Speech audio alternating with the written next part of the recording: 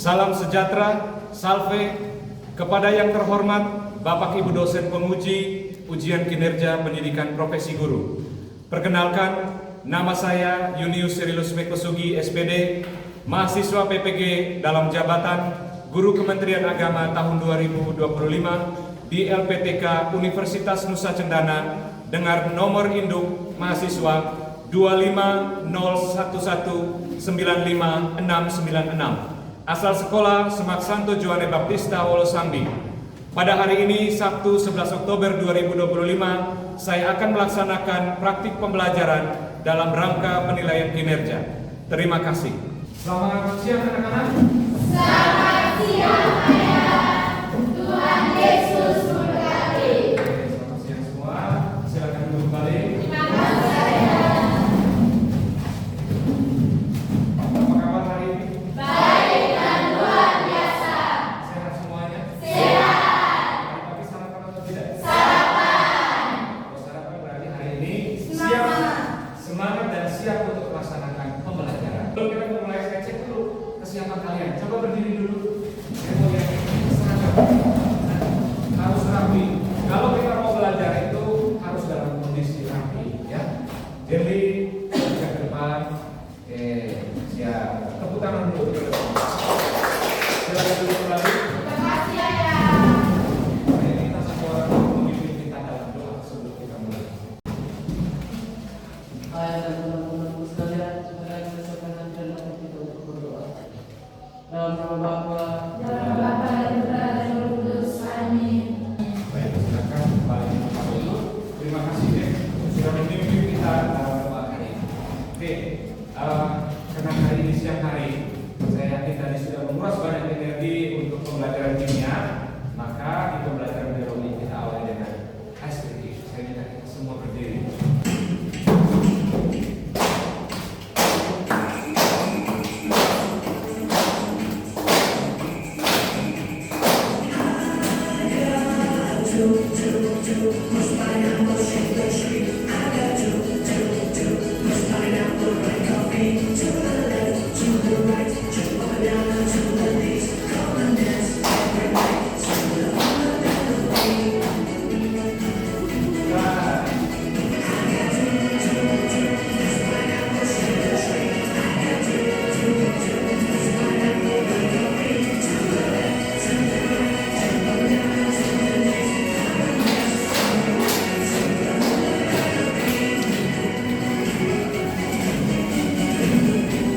Oke, baik, silakan dulu.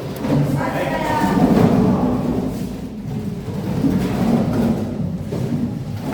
Oke, sebelum kita memulai pembelajaran ini, kita akan menyanyikan satu lagu kebangsaan. Satu lagu kebangsaan ini adalah sebagai bentuk rasa nasionalisme kita. Kita boleh ambil sekali diri. Semua tangan di dada.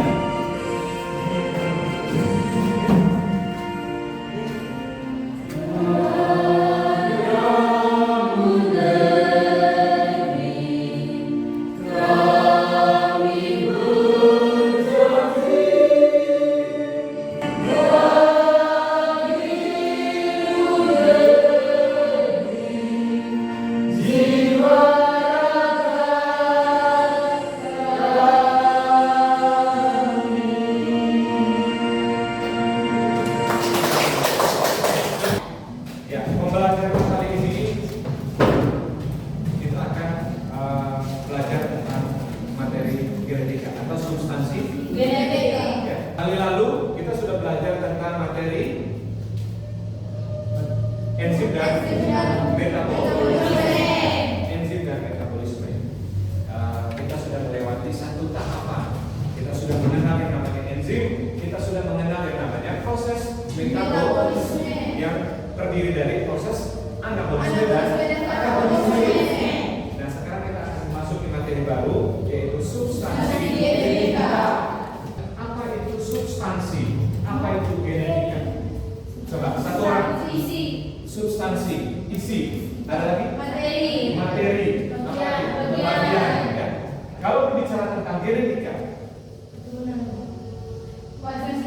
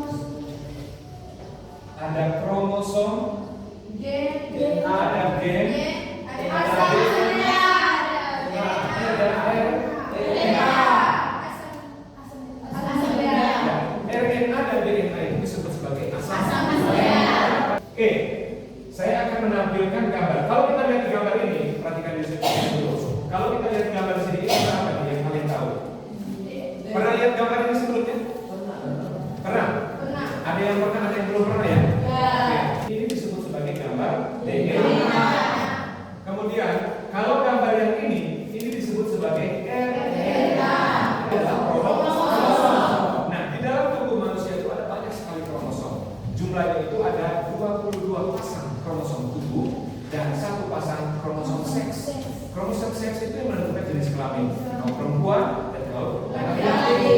Ini itu menentukan sifat, warna kulit, bentuk muka, kemudian model rambutnya, kemudian bentuk mata, bentuk rahang, kau mirip siapa dan sebagainya. Itu ditentukan oleh kromosom. Ya, kira-kira gambar di slide ini gambar apa ini? Kenapa terjadi kemiripan antara mereka? Memiliki gen yang sama. Kalau dilihat dari gambar ini, kira-kira kelima anak ini mukanya dari siapa? Kalau ini artisnya di mana itu apanya? Coba, lebih mirip ke. Nah sekarang kamu bisa membandingkan antara kamu dengan orang tuamu. Kira-kira kalau lihat Santos dia mirip siapa? Masih sekali tuh. Kalau ini mirip siapa? Mirip Mama. Angel mirip siapa? Kenapa terjadi kemiripan antara anak itu kepada dengan orang tua? Ada DNA, ada kromosom yang diwariskan daripada orang tua kepada apa ini? Jari ya. Kenapa berbeda? Di setiap manusia. Karena memiliki struktur gen yang berbeda. Kemudian ada di sini. Ada tes DNA. Ada tes DNA itu tes apa? Penyusunan gen. Tes susunan DNA. Dia punya kemiripan tidak dengan gen bapaknya. Biasanya dilakukan tes DNA itu mengambil sampel apa? Rambut. Tepuk tangan untuk Reno. Rambut apa lagi? Darah. Baik. Nah, sebelum kita masuk pembelajaran, saya harus menyampaikan tujuan pembelajaran dulu. Peserta didik mampu menjelaskan pengertian DNA, RNA, gen, dan kromosom. Kemudian yang kedua, peserta didik mampu memahami struktur, fungsi, dan hubungan antara DNA, RNA, gen, dan kromosom. Yang ketiga, peserta didik mampu merancang dan membuat media visual, bahkan atau model untuk menjelaskan perbedaan DNA. Kemudian peserta didik mampu menunjukkan sikap teliti, kreatif, dan bertanggung jawab dalam menyelesaikan tugas. Jadi soal belajar itu ada nilai yang diambil, ya. Nilai yang muncul dari dalam diri pada saat diskusi kelompok. Oke. Sebelum kita masuk ke materi, sebelum mengajarkan KBD, saya minta supaya kita menyaksikan video.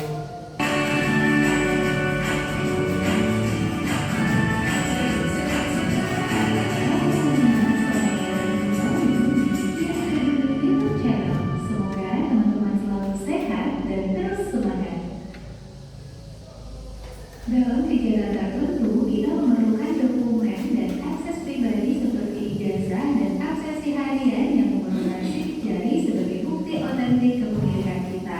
Sidik jari digunakan untuk identitas pribadi karena setiap orang memiliki sidik jari yang berbeda-beda sehingga dapat membedakan dokumen masing-masing individu. Kira-kira kenapa ya sidik jari setiap orang bisa berbeda? Ternyata sidik jari dipengaruhi oleh materi genetik yang ada dalam tubuh kita. Jadi, video kali ini kita akan belajar tentang materi genetik. Simak terus videonya ya. Nah, materi genetik yang ada dalam tubuh kita terdiri dari kromosom, DNA, RNA, gen, dan sintesis protein. Kita akan membahasnya satu persatu. Kita mulai dari kromosom. Pada sel tubuh kita, kromosom terdapat di dalam nukleus atau inti sel. Kromosom merupakan kumpulan kromatin atau benang-benang halus yang menempel dan memendek saat pembelahan sel serta bisa menyerap warna. Kromosom terdiri dari asam nukleat berupa DNA dan RNA dan protein. Kromosom memiliki ukuran yang berbeda-beda dengan panjang antara 0,2 sampai 50 mikron dan berdiameter 0,2 sampai 20 mikron. Struktur kromosom terdiri dari sentromer dan lengan. Sentromer berbentuk bulat dan tidak mengandung DNA. Lengan kromosom mengandung kromatin atau kromonema yang berbentuk pilar spiral. Kromomer yang merupakan penebalan dari kromonema, matriks dan telomer pada ujung kromosom yang menjaga agar DNA tidak terurai. Selain itu, pada ujung kromosom juga terdapat satelit yang berbentuk bulat.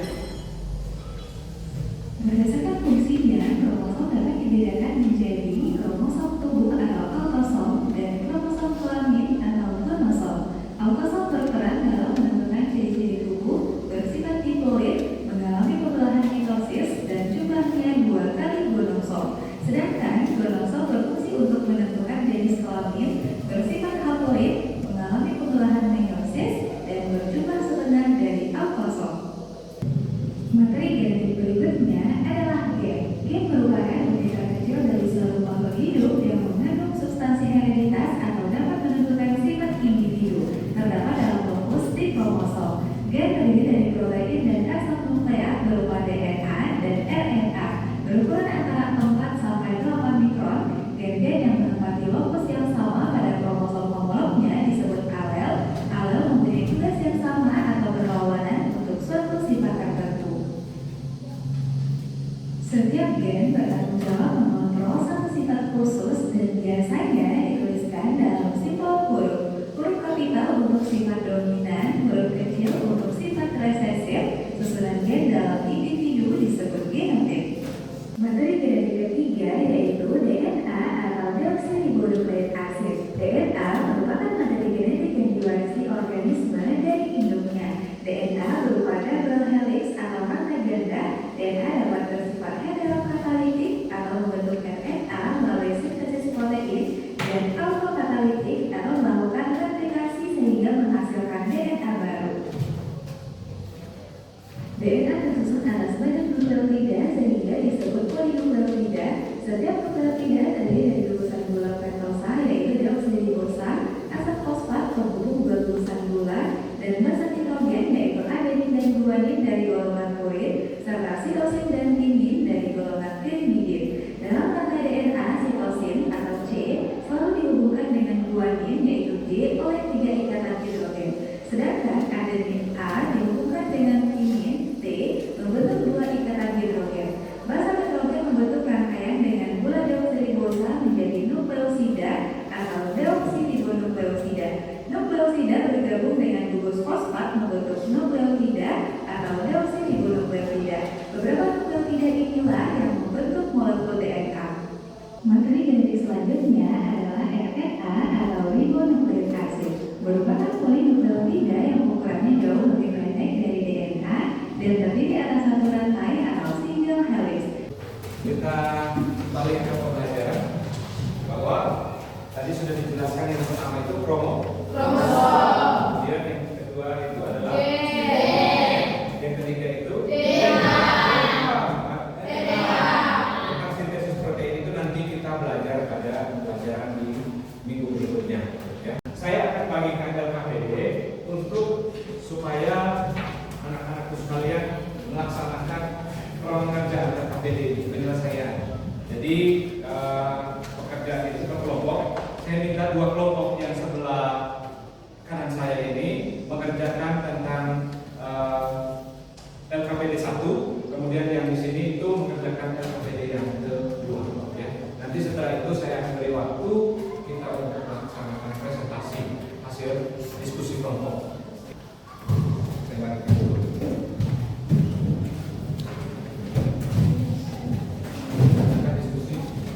Oke. Ada kegiatan pertama itu dilaksanakan oleh kelompok ini, kelompok yang ada di sebelah kanan saya, yaitu berbicara tentang konsep dasar substansi genetika tentang gen, DNA dan kromosom serta RNA yang kemarin kita tambahkan RNA. Kemudian yang berikutnya, kelompok berikutnya itu tentang struktur asam nukleat DNA dan RNA. Ya. Coba dibuka di kegiatan 2. Nanti kegiatan 1 dan 2 itu kita sama-sama mempresentasikan. Ini bisa? Tidak perlu dijelaskan lagi ya.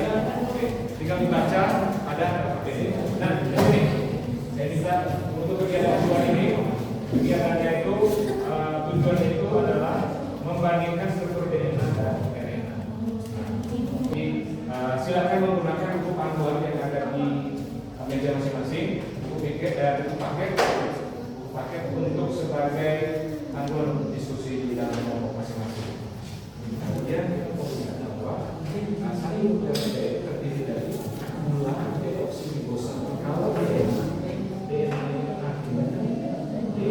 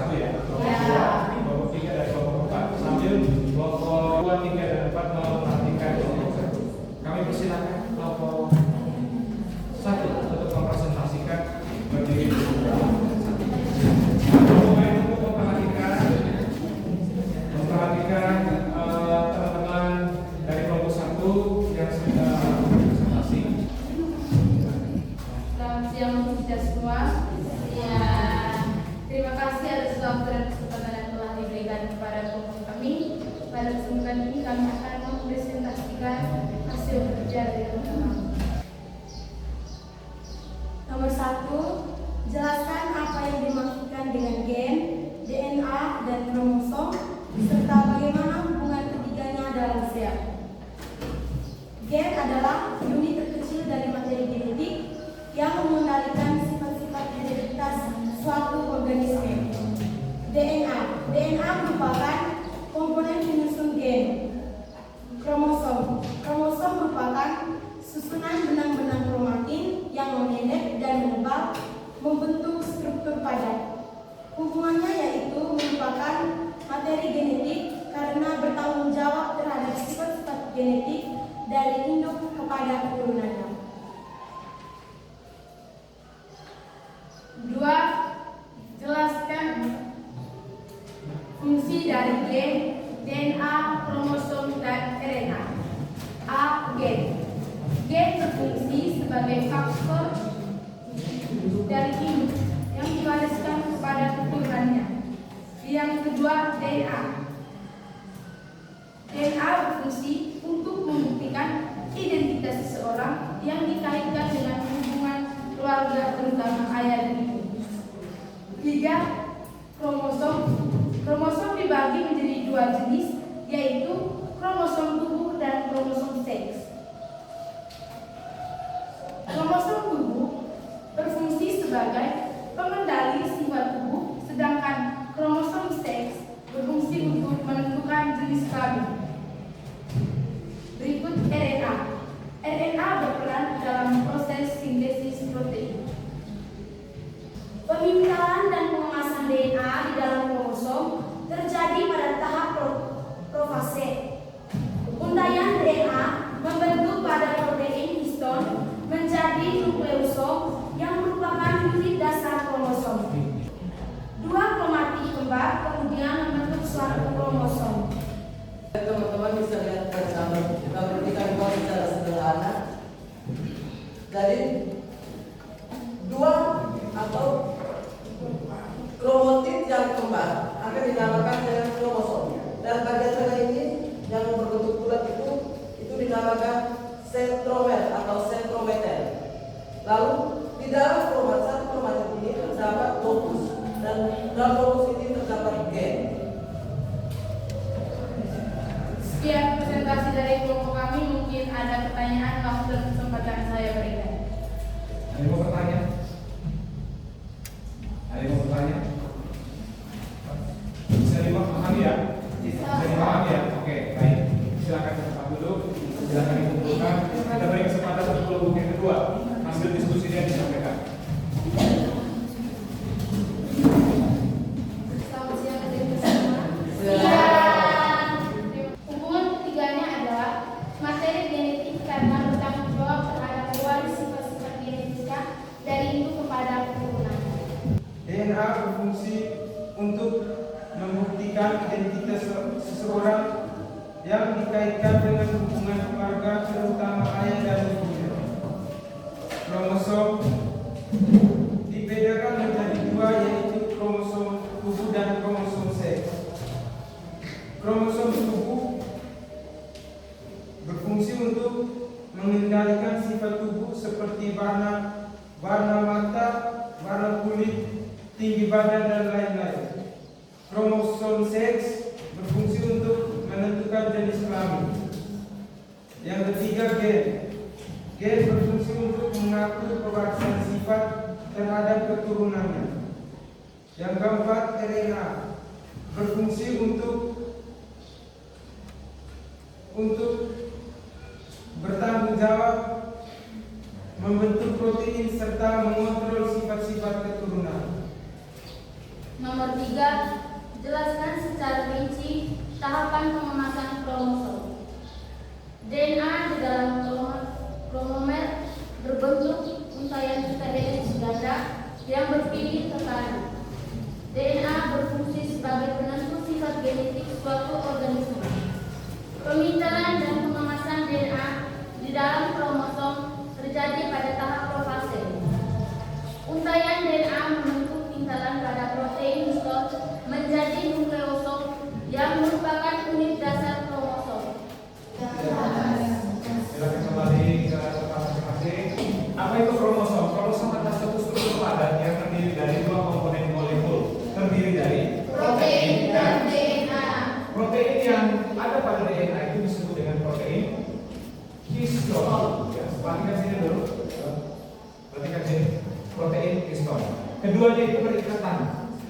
membentuk satu unit dasar yang disebut dengan nukleosom. Apa maksudnya kromosom tadi? Ada kromosom tubuh. Kromosom tubuh itu menentukan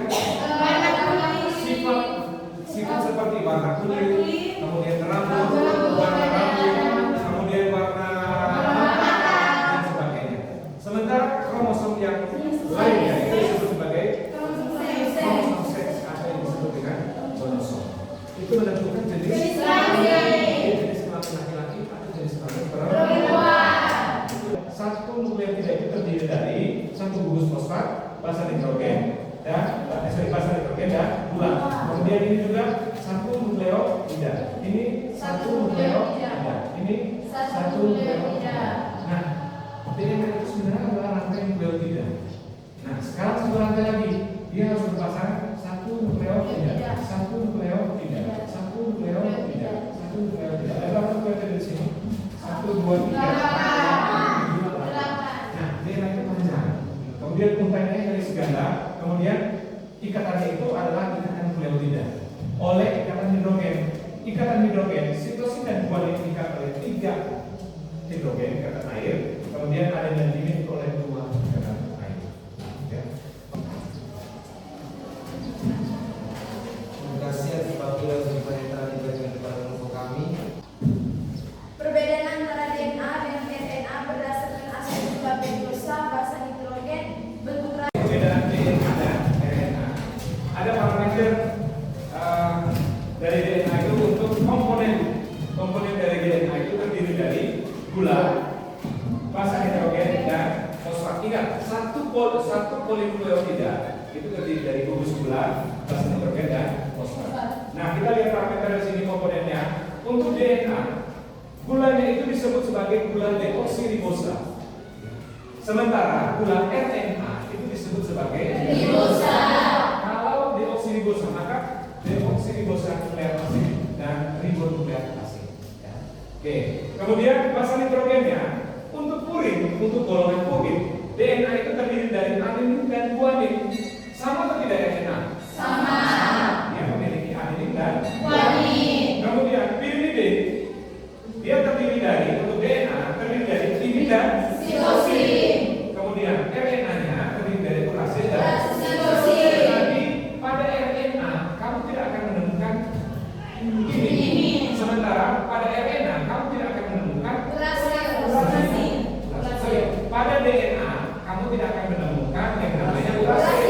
Sementara pada RNA kamu tidak akan menemukan yang namanya pirimidin dan pirimidin perpasangan basa dihubungkan dengan ikatan hidrogen. Kemudian bentuknya rantainya panjang, ganda dan berpilih, double helix. Ya.